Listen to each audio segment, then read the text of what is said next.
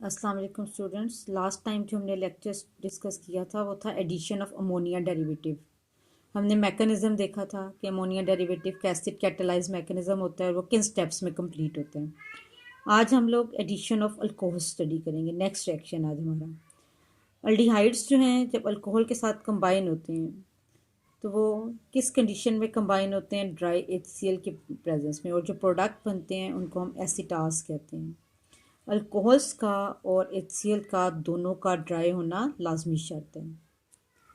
जब एसिटल्डिहाइड या कोई भी अल्डिहाइड फैमिली का मेंबर अल्कोहल से रिएक्ट करता है ड्राई HCl के प्रेजेंस में, तो रिजल्टिंग प्रोडक्ट को हम एसिटाल कहते हैं। ये एसिटाल्स कैसे बनते हैं इनको हम ज़रा डिटेल में देख लेते हैं। ये इस वक्त आपके पास एथेनॉल का मॉलिक्यूल है, CH3C डबल बॉन्ड OH, जिसको एसिटल्डिहाइड भी कहते हैं। ऊपर मैंने कंबाइन करके दो मोल्स अल्कोहल के लिखे हैं। मैंने इनको दोनों को रिएक्शन को अंडरस्टैंड करवाने के लिए अलग अलग करके लिख दिया है। ये भी अल्कोहल का मॉलिक्यूल है C2H5OH, ये सेकेंड मॉलिक्यूल है अल्कोहल का C2H5OH।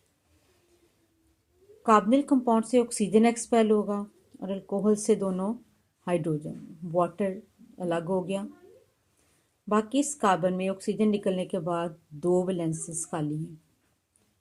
OC2H5, ये एक अल्कोहल का इस पर आ जाएगा, दूसरे पे भी OC2H5। ये जो दो जो अल्कोक्साइड ग्रुप आ जाते हैं कार्बनिल कंपाउंड के ऊपर, तो इन रिजल्टिंग कंपाउंड को हम क्या बोलते हैं, एसिटाल्स। अगर ये ग्रुप एक दफ़ा आ जाए OC2H5 तो हम ही एसिटाल्स कहलाते हैं, और अगर दो बार आ जाए कार्बन पर तो फिर इन्हें एसिटाल्स कहते हैं। ये रिएक्शन रिवर्सिबल होता है। ये यहाँ पे भी आपको डबल हेडेड एरो नज़र आ रहा है। रिवर्सिबल का मतलब क्या होता है, वो रिएक्शन जो बैकवर्ड में भी प्रोसीड हो सके। तो हाइड्रोजन आयन की प्रेजेंस में यही एसिटाल वाटर की प्रेजेंस में आपका पेरेंट अल्डिहाइड दोबारा रीजनरेट कर सक देते हैं। आप यही रिएक्शन रिवर्स में आप देखें तो आपके पास एथेनॉल और अल्कोहल है। तो आप यहाँ पर भी देख सकते हैं कि आपके पास जब हम इस एसिटाल को वाटर और हाइड्रोजन आयन की प्रेजेंस में हाइड्रोलाइज कर लेते हैं तो parent aldehyde CH3C double bond OH के साथ C2H5OH वापस आपके पास रीजनरेट हो गए। स्टार्टिंग मटेरियल वापस आपके पास आ गया।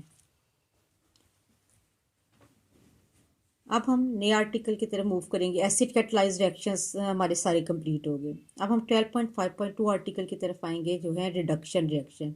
रिडक्शन रिएक्शन की डेफिनेशन हम पहले भी कई बार डिस्कस कर चुके हैं। रिडक्शन क्या होती है, removal of oxygen, addition of hydrogen और गेन ऑफ इलेक्ट्रॉन। तीनों में से कोई भी काम हो रहा हो किसी रिएक्शन में तो हम उसको रिडक्शन रिएक्शन कहते हैं। Gain of electron, gain of hydrogen या रिमूवल ऑफ ऑक्सीजन। तो कार्बोनिल कंपाउंड चाहे वो अल्डिहाइड हो या कीटोन, सोडियम बोरोहाइड्राइड और वाटर की प्रेजेंस में या हाइड्रोजन और सूटेबल कैटलिस्ट की प्रेजेंस में रिडक्शन रिएक्शन दे सकते हैं। पहले रिडक्शन रिएक्शन जो कि सोडियम बोरोहाइड्राइड की प्रेजेंस में होते हैं वो हम डिस्कस करेंगे। सोडियम बोरोहाइड्राइड के साथ साथ एक्वस सॉल्वेंट यूज़ होता है, वाटर पोलर सॉल्वेंट यूज़ होगा। सोडियम बोरोहाइड्राइड जो है वो अपना हाइड्राइड आयन इस कार्बोनिल कार्बन को ट्रांसफ़र करता है। एक हाइड्रोजन का इजाफा इस इलेक्ट्रोफिलिक कार्बन पर सोडियम बोरोहाइड्राइड के हाइड्राइड आयन से होगा, और एक हाइड्रोजन का इजाफा इसकी ऑक्सीजन पर होगा जो कि वाटर की तरफ से होगा। तो ये दोनों जो हैं वो हाइड्रोजन जब प्रोवाइड कर देंगे इस कार्बन को भी और ऑक्सीजन को, तो रिडक्शन होने के बाद एडिशन ऑफ हाइड्रोजन हो जाएगी कार्बन पर भी और ऑक्सीजन पे भी। तो ये मेथानॉल की बजाय अल्कोहल में चेंज हो जाएगा जिसका नाम है मेथानोल। मेथानोल एक प्राइमरी अल्कोहल है। अक्सर ऑब्जेक्टिव में भी पूछा जाता है अल्डिहाइड रिडक्शन पर क्या देते हैं। तमाम अल्डिहाइड्स अपने रिडक्शन पर प्राइमरी अल्कोहल्स देते हैं। तो मेथानोल इज प्राइमरी अल्कोहल। OH एक ऐसी कार्बन के साथ अटैच है जिसके तीनों तरफ हाइड्रोजन है। अब आप एथेनॉल के ऊपर आए, बिल्कुल सेम तरीके से आपने यहाँ पर भी रिडक्शन करनी है। सोडियम बोरोहाइड्राइड और वाटर दोनों हाइड्रोजन प्रोवाइड करेंगे, कार्बन पर भी हाइड्रोजन का इजाफा हो जाएगा। एडिशन रिएक्शन है, पाई बॉन्ड ब्रेक हो जाएगा कार्बन और ऑक्सीजन का। एक हाइड्रोजन का इजाफा इस कार्बन पर और एक ऑक्सीजन पर होगा। ये मैंने जो ब्लू हाइड्रोजन एटम्स शो किए हुए हैं, ये ऐड होने के बाद ये जो कंपाउंड है ये अब एथानल नहीं रहा, इसमें अल्डिहाइड या फॉर्माइल फंक्शनल ग्रुप के बजाय हाइड्रोक्सी आ गया। CH3CH2OH इस एथानोल। फिर प्रोपानोन के ऊपर आ जाए, सोडियम बोरोहाइड्राइड और वाटर की प्रेजेंस में कार्बोनिल कार्बन पर एडिशन ऑफ हाइड्रोजन हो जाएगी। एक कार्बन के ऊपर आ जाएगा, ये मैंने ब्लू शो किया हुआ, और एक ऑक्सीजन पर। तो अब आपके पास ये जो कार्बोनिल कार्बन या कीटोन का फंक्शनल ग्रुप है उसके बजाय हाइड्रोक्सी का आ गया। हाइड्रोक्सी ग्रुप एक ऐसी कार्बन के साथ अटैच है जिसके ऊपर 2 अल्काइल ग्रुप है, तो इसकी वजह से ये सेकेंडरी अल्कोहल कहलाएगा। ऑब्जेक्टिव में पूछा जाता है कि कीटोन अपनी रिडक्शन पे क्या देते हैं, वो हमेशा सेकेंडरी अल्कोहल देते हैं। जब आईयूपैक सिस्टम से इसको नाम देंगे तो लॉन्गेस्ट चेन सेलेक्ट करेंगे, यहाँ से आप नंबरिंग शुरू करके यहाँ तक भी आ सकते हैं और यहाँ से यहाँ तक भी। 3 कार्बन की चेन में 2 पोजीशन पर OH मौजूद है, तो इस कंपाउंड का नाम आईयूपैक सिस्टम में बन जाएगा 2-प्रोपानोल। सोडियम बोरोहाइड्राइड जो है उसका उससे रिडक्शन कैसे होती है उसका मैकेनिज्म भी देख लेंगे। सोडियम बोरोहाइड्राइड में 2 आयंस होते हैं, एक सोडियम आयन और दूसरा टेट्राहाइड्रोबोरेट आयन।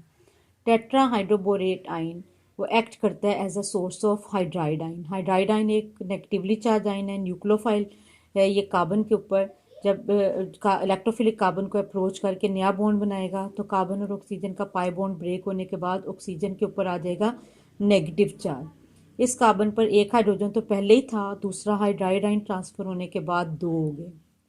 ये नेगेटिवली चार्ज ऑक्सीजन वाटर जैसे पोलर सॉल्वेंट से उसके प्रोटॉन को एक्सेप्ट करेगी।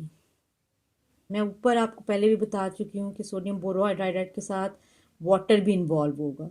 तो पहले सोडियम बोरोहाइड्राइड एक्ट करेगा as a source of hydride ion, और उसके बाद अगले स्टेप में फिर वाटर से वो ऑक्सीजन जो नेगेटिवली चार्ज है वो प्रोटॉन को, ये नेगेटिवली चार्ज ऑक्सीजन है और ये वाटर का प्रोटॉन है, तो OH ग्रुप में चेंज हो जाएगा CH3CH2OH, जिसको हम कंबाइन कर दें तो CH3 फिर CH2 और उसके साथ OH ग्रुप। तो हमने एथानल से प्राइमरी अल्कोहल एथानोल बनाने का मेथड बाय मैकेनिज्म यानी स्टेप वाइज डिटेल के साथ देख लिया। अगर रिडक्शन सोडियम बोरोहाइड्राइड की प्रेजेंस में हो रही हो तो उसको बोरोहाइड्राइड रिडक्शन कहते हैं, लेकिन अगर डायरेक्टली हाइड्रोजन लेके अगर उसको कार्बोनिल कंपाउंड पर ऐड करवाया जाए किसी सूटेबल कैटलिस्ट प्लेडियम प्लेटिनम या निकल की प्रेजेंस में तो फिर हम उसको कैटालिटिक रिडक्शन कहते हैं। हाइड्रोजन में 2 हाइड्रोजन एटम्स मौजूद हैं, एक कार्बन पर ऐड हो जाएगा और एक ऑक्सीजन। प्रोडक्ट के ऊपर कोई फ़र्क नहीं पड़ेगा। अगर आप इसमें सोडियम बोरोहाइड्राइड के ज़रिए भी रिडक्शन करवाते तो मेथानल आपको मेथानोल ही देता। इसी तरह एथानल है, इसमें भी हाइड्रोजनेशन जब करते हैं प्लेडियम प्लेटिनम या निकल की प्रेजेंस में तो एक हाइड्रोजन का इजाफा कार्बन पर हो जाएगा और एक ऑक्सीजन पर। तो एथानल से एथानोल, चाहे आप सोडियम बोरोहाइड्राइड रिडक्शन करें तब भी यही प्रोडक्ट आएगा, और हमेशा हर अल्डिहाइड आपको प्राइमरी अल्कोहल ही देगा। फिर कीटोन के ऊपर आ जाते हैं। कीटोन में कार्बोनिल कार्बन है, इसके ऊपर एक हाइड्रोजन का इजाफा कार्बन पर होगा और एक ऑक्सीजन पर होगा। कैटलिस्ट कोई भी सूटेबल ले सकते हैं। जब कार्बन पर हाइड्रोजन और ऑक्सीजन पर एच का इजाफा होगा तो पाई बॉन्ड के ब्रेक हो जाने के बाद ये कीटो या कार्बोनिल कार्बन की बजाय अल्कोहल क्लास में चेंज हो जाएगी। इसमें भी आप नोट कर सकते हैं कि OH एक ऐसी कार्बन के साथ अटैच है जिसमें 2 अल्काइल ग्रुप हैं। इस वजह से लॉन्गेस्ट चेन में 3 कार्बन है, 2 पर OH है, तो इस कंपाउंड को प्रोपेन का डेरिवेटिव कंसीडर करते हुए हम कहेंगे 2-प्रोपानोल। अगला आर्टिकल है हमारा 12.5.3। रिडक्शन के बाद हम देखेंगे ऑक्सीडेशन रिएक्शन। ऑक्सीडेशन रिएक्शंस को हम कैसे डिफाइन करते हैं, इसकी भी 3 पॉसिबल डेफिनेशन है। Addition of oxygen, loss of electron या removal of hydrogen. Addition of oxygen, loss of electron, removal of hydrogen. तीनों में से कोई एक भी काम हो जाए तो हम उन रिएक्शन को कहेंगे ऑक्सीडेशन रिएक्शन। कार्बोनिल कंपाउंड चाहे अल्डिहाइड हो या कीटोन वो ऑक्सीडाइज तो हो सकती है लेकिन कंडीशंस मुख्तलिफ हैं। अल्डिहाइड्स को ऑक्सीडाइज करवाने के लिए हम mild oxidising agents tolerance Fehling या बेनेडिक्ट सोल्यूशन में से किसी का भी इस्तेमाल कर सकते हैं, और स्ट्रॉन्ग ऑक्सीडाइजिंग एजेंट ले लें तो तब भी अल्डिहाइड बआसानी ऑक्सीडाइज हो जाते हैं। स्ट्रॉन्ग ऑक्सीडाइजिंग एजेंट है K2Cr2O7, potassium dichromate in the presence of sulphuric acid, KMnO4 in the presence of sulphuric acid, और डाइल्यूट नाइट्रिक एसिड। कोई भी एल्डिहाइड स्ट्रॉन्ग हो या माइल्ड, ऑक्सीडाइजिंग एजेंट के ऑक्सीजन में जब ऑक्सीडाइज होगा तो उसका CH बॉन्ड ब्रेक हो जाएगा और वो एसिड में चेंज हो जाएगा। C double bond OH is for mild functional group, but C double bond OH is carboxylic acid group. ये एथानल था या एसिटल्डिहाइड था, बाद में क्या बन गया, एसिटिक एसिड या एथानोइक एसिड। IUPAC सिस्टम में एथानोइक एसिड और कॉमन लैंग्वेज में एसिटिक एसिड।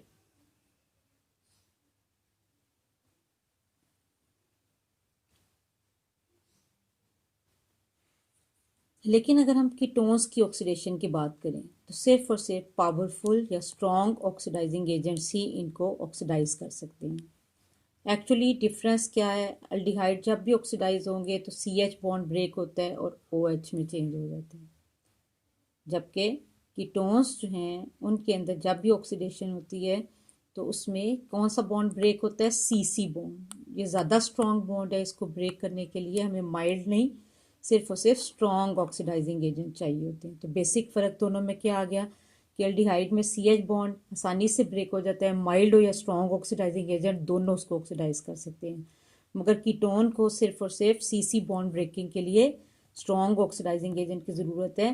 पोटेशियम डाइक्रोमेट का एसिडिफाइड सोल्यूशन हो या पोटेशियम परमैंगनेट KMnO4 का एसिडिफाइड सोल्यूशन हो या फिर कंसनट्रेटेड नाइट्रिक एसिड हो।